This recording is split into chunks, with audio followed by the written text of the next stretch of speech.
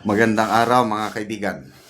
Bigyan natin ng opinion reaction itong post ng Daily Tribune 46 minutes ago.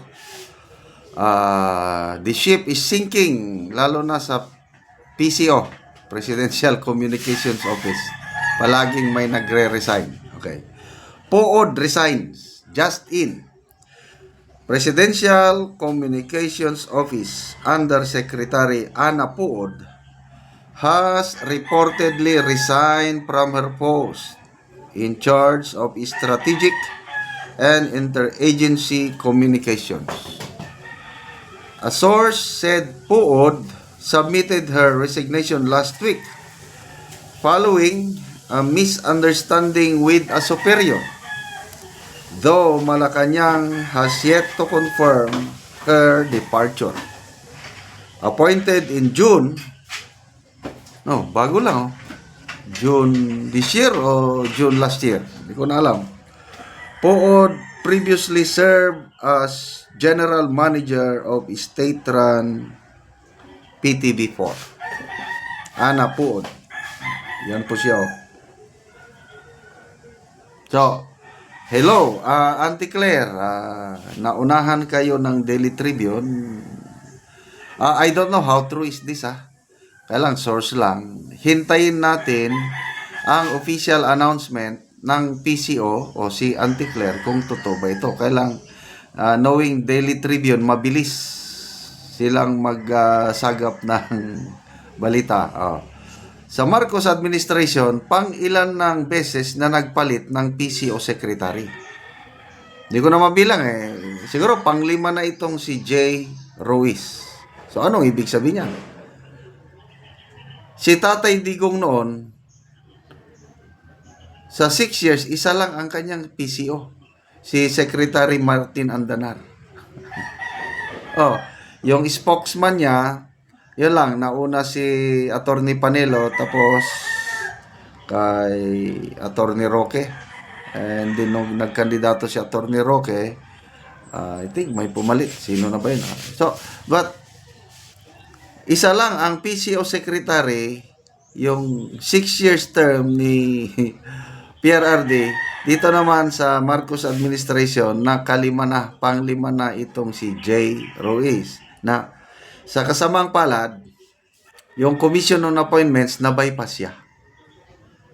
So what does it mean? Kung binaypass ka ng nominee mo, wala. Parang kulang sa tiwala. I-appoint mo ulit at sasalang ulit sa Commission on Appointments. Maalala ko si dating Executive Secretary Attorney Vic Rodriguez, isasalang na sana siya sa Commission on Appointments. Kailang hindi talaga siya nag-appear. Naka-ready na mga papers niya, mag-appear na lang. Sa kanyang libro na Kingmaker, nilahad ni Attorney Vic doon na tinatanong daw siya ni PBBM, magkaibigan pa sila noon. Why did you not appear? Ayoko, boss. It's a trap. It's an ambush. Babalatan ako ng buhay. Which is correct, Dahil by that time, malakas yung mga paninira kay Attorney Vic. So, lahat yung mga paninira kay Attorney Vic, wala silang ebidensya hanggang ngayon, wala silang pinapailang kaso. Basta lang, siniraan lang siya. So, hindi siya nag-appear sa Commission on Appointments.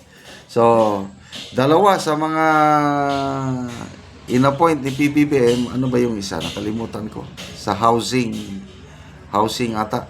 Hindi rin na-appoint. So, i-re-appoint. Okay, so, balik tayo. Ana Pood.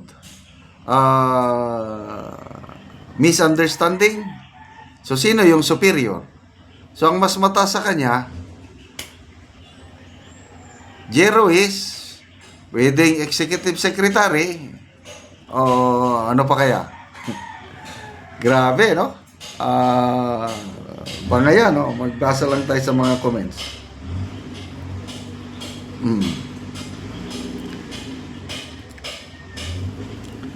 Leon Guerrero, sabi niya, good decision.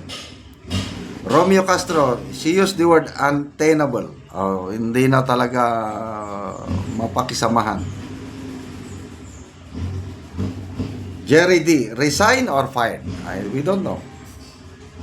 Ray Concepcion, hindi na nakayanan yung mga pagsisinungaling sa balitang lumalabas sa government-owned channel. Ayaw madamay sa kasinungalingan yan.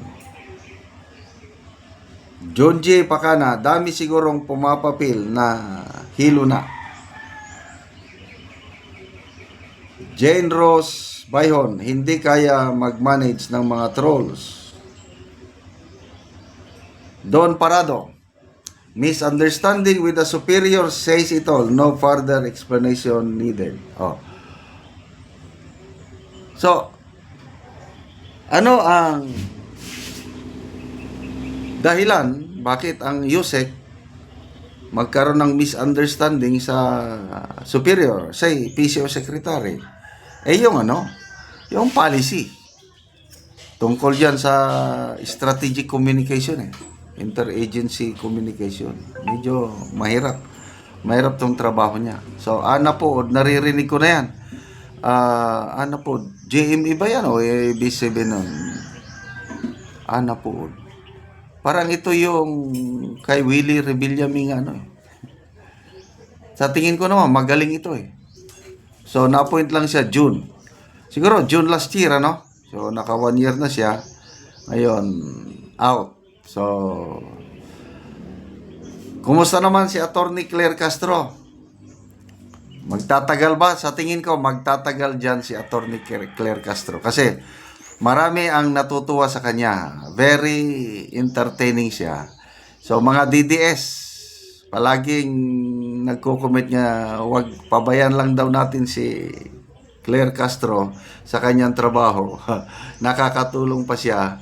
Kasi habang nandyan siya, lalong, mga comments na nababasa ko, lalong bumababa ang rating ni BBM kasi yung style niya bardagulan. Bagay na sa kanya talaga. Basta tungkol sa paninira sa Duterte, mabilis pa sa alas 4. Birada kagad. So, it does not make sense yung mga niya kung minsan birada niya. Kailang, yun na nga. That's what she was hired for. Basta bardagulan lang niya ang mga Duterte. Okay, salamat mga kaibigan sa inyong pagsubaybay sa ating channel. Nakakatulong kayo ng malaki sa Tribong Talandig dahil ang income natin sa channel na ito is pantulong sa tribo. Sa ngayon, namimigay tayo ng mga libreng yero at pako para ang tribo magkaroon naman ng mas dissenting tirahan. Panoorin ninyo ang video na ito. Na manang kita inuno kwanta atap hari kita na nang inon.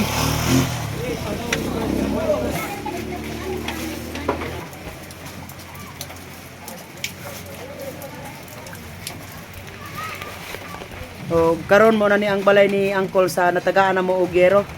So, nagatulo na gyud. So, dako na kaayo ang buslot sa iyang balay.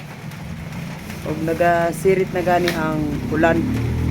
Kay nagaulan karon, apan excited kayo si Angkol nga nikuha sa gitabang sa iyaha nga yero. So, gabok na gid kayo. So, basa na gani kayo ang ilang salog. Ginonan ko kayo para ba? Yakot. Gustuhan din na. O karon Kol, pila na ni katuig ang imong atop Kol nga yero? Kuan 30 na ni katuig. 30 na katuig. Oh. So sa 30 na katuig ingani na gid ang itsura og kadako sa buslot sa imong atop. Oh, nga ni kay nangab kuan naman tanan naman ni nabuslot. Ako na. Nga panday na kuan.